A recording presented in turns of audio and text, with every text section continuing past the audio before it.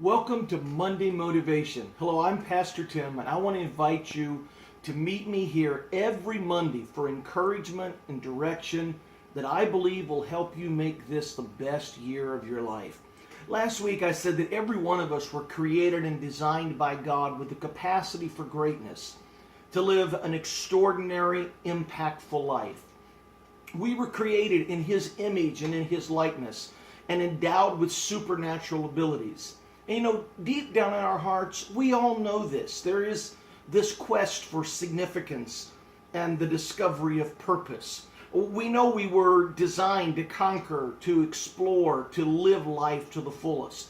Think about this for a moment. 35 of the top 50 all-time blockbuster movies, or about 70%, involve characters with extraordinary powers. Let me list a few of those for you. Spider-Man, Superman, Lord of the Rings, X-Men, Fantastic Four, Batman, Harry Potter, Indiana Jones, and I could go on and on and on. Now notice they're not love stories or dramas or westerns or even sports flicks. They're stories about people with unusual powers that are able to accomplish extraordinary things. Scientists and researchers are constantly pushing the limits to explore the hidden possibilities. It's the same in the music industry, the engineering fields, the medical and technological fields, and so forth. Because there's a spirit of exploration within us. There is this desire to know what's out there, to explore the hidden, to go, as Star Trek says, where man has not gone before. There is a desire to make our lives count. And early on in life, we learn that life can be tough and success can be elusive. We realize that life not only has a lot of opportunities, but it has a lot of challenges and a lot of hurdles to get past. You see, the truth is, no one has ever accomplished anything significant without paying some sort of price, without overcoming some sort of challenge. Struggle and sacrifice are an inseparable part of success. There are internal and there are external battles that we fight. Some have had to deal with poverty or the lack of educational opportunities, racial bigotry, divorce, unemployment, abuse, or a handicap. Others, it's fear, it's insecurity, it's rejection or betrayal. But the truth is all of us have had a mountain that we've had to climb. There's some issue that we've had to get past. There's some hurdle that we've had to overcome. I know in my own life, I grew up very insecure. And early on, I experienced a great deal of ridicule and rejection, and it caused me to become timid and fearful and introverted. Inside, I always cared about other people, and I wanted to see them successful. I knew the power of encouragement and positive reinforcement. And it hurt me when I saw other people hurt or struggle. Even before I recognized the call on my life into ministry, there was this understanding within me that I was going to be a leader, that I was going to be an encourager, that I was going to be a communicator, a person that was going to lift others and help them fulfill their dreams. But the problem was whenever I got in front of people, I was afraid, I was intimidated, I would panic, my mind would freeze, my mind would go blank. I would forget what I wanted to say. I would start to stutter, and public communication was a huge barrier that I had to get past. Every time I messed up or failed, it just reinforced the fear and the sense of rejection.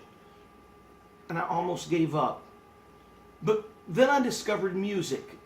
Music gave me an expression. It helped me find my way out. It allowed me to develop courage and build confidence. I developed my talent singing and playing a variety of instruments. I started traveling with some bands. We became successful. We were performing in large venues, and eventually it went from just a secular band into ministry, and we were ministering in churches and auditoriums and traveling across the country and experiencing some tremendous success. But then one day in Jonesboro, Georgia, I had to climb that mountain. After singing and ministering at a little church's homecoming, I'll never forget this. The pastor sat me down. He looked me in the eyes and he said to me, "Son, you are the absolute worst preacher that I've ever heard in my life. He said, if you can do anything else, do it, because you can't do this. And then he said some words that just devastated me. He said, for the life of me, I can't figure out how your dad, who is such a dynamic, powerful preacher, can produce a son like you who is so horrible.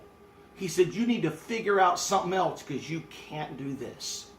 I'm going to be honest with you. I was devastated. I was heartbroken. I was embarrassed.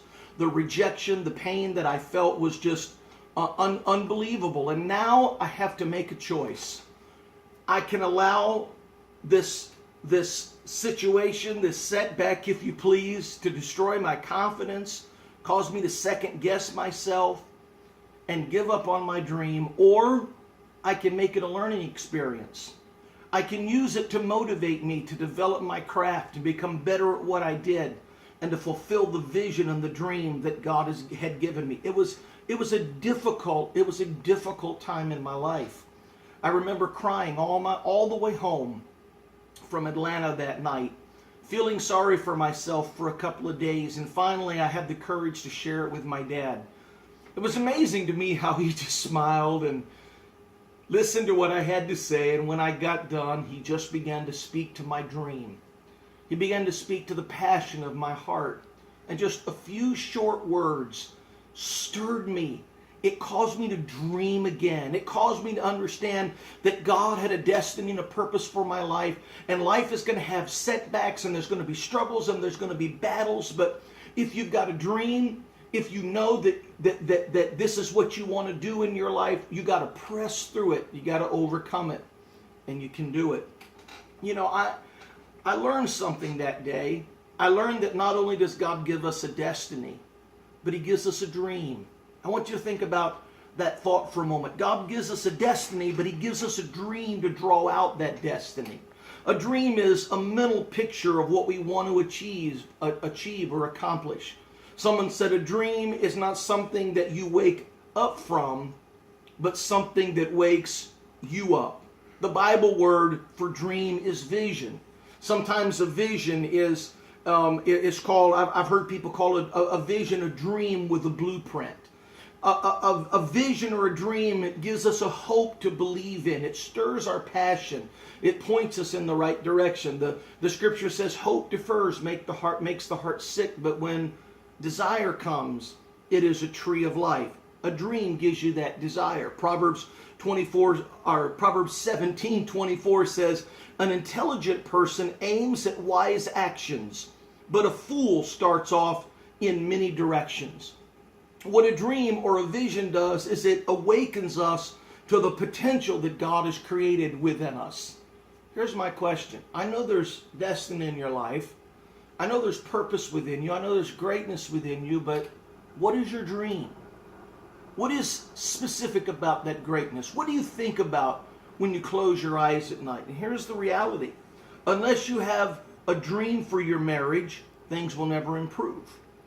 Unless you have a dream for your finances, you'll never be financially successful or get out of debt or own your own home. If you don't have a vision or a dream for good health, you'll end up sickly and you'll die young. If you don't have a dream or a vision for raising your children and your family right, they'll end up in chaos. Now next week we're going to be talking about how to take action steps to fulfill that dream and how to get on course. But this week, I just want to challenge you to close your eyes every day and dream. But I want you to do something else. I want you to get specific with that dream. I want you to put a blueprint to it. Start thinking about your future. What do I want to do? Where do I want to be in 5 years from now? How can I accomplish that? Think about these things. What, where, why, and how. And here's what I want to leave you with today. If you'll dream it enough with your eyes closed, you'll eventually begin to see it when your eyes are open. I'll see you next Monday on Monday Motivation.